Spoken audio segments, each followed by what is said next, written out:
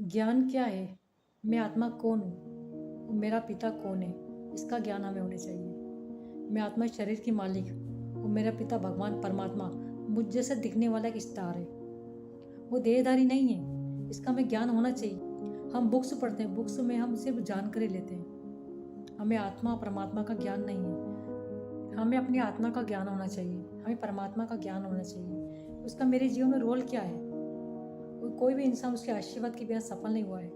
कि जितना हम परमात्मा को याद करते हैं, हमारे जीवन में उसकी शक्तियाँ काम करने लग जाती है।